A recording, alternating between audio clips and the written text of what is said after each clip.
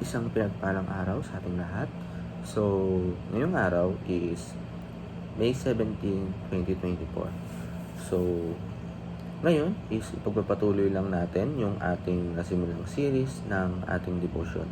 Pero bago natin talakayin ulit yung ating series, is muli muna nating balikan yung ating naging series netong last week para dun sa mga tao or bago lang na tagapanood ng ating talakayan sa ating devotion. So, yung tinalakay naming series netong last week ay Being Disciple. So, for being disciple, so tayo na maaral or nangangaral ng salita ng Diyos at mga utos niya is hindi pwedeng nabasa lang natin, nalaman natin. Kailangan adapt natin sa sarili yun. Kailangan ginagawa natin yun. Unti-unti natin baguhin yung sarili natin pamamagitan nung ano nga ba yung nakasaad dun sa kanyang salita or ano dapat gawin according sa will ni God. So, ayun, kailangan disciple tayo ng salita niya. So, ang series na tatalakayin natin ngayong araw ay Warrior of Love. So, sino nga bang tao o sino man ang hindi paglalaban kung yung pagmamahal niya ay totoo? So, the best example of love is God. O, diba? Ano nga ba yung ginawa ni God? Paano siya naging example? Diba siya yung yung sinalang-alang niya, yung nag-iisa niyang anak para tubusin tayo sa mga kasalanan. Diba? Dapat grabing pagmamahal yun.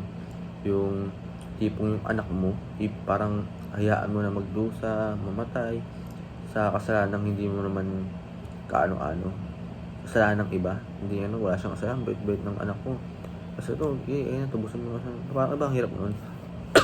Pero, ganun tayo kamahal ng Panginoon na talagang si Panginoong Kristo nagmatay para sa atin.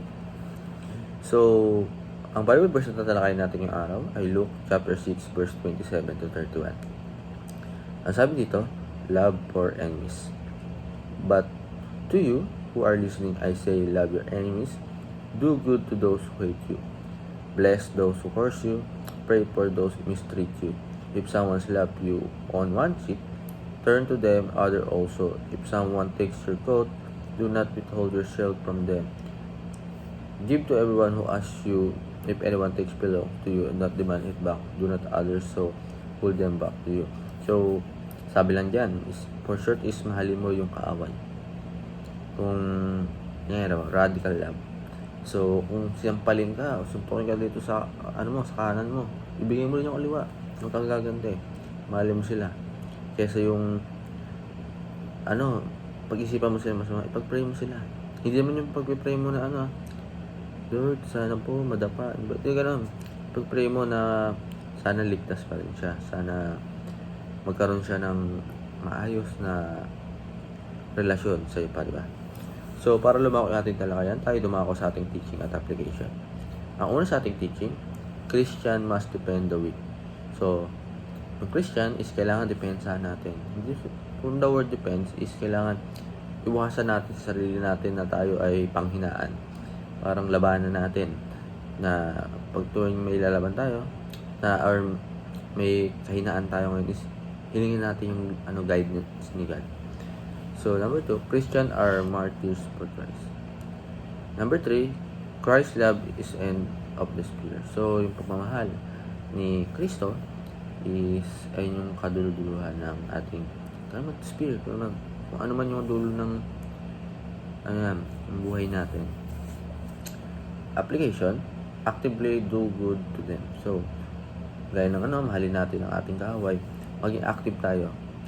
Unti-unti natin, sa una mahirap yan.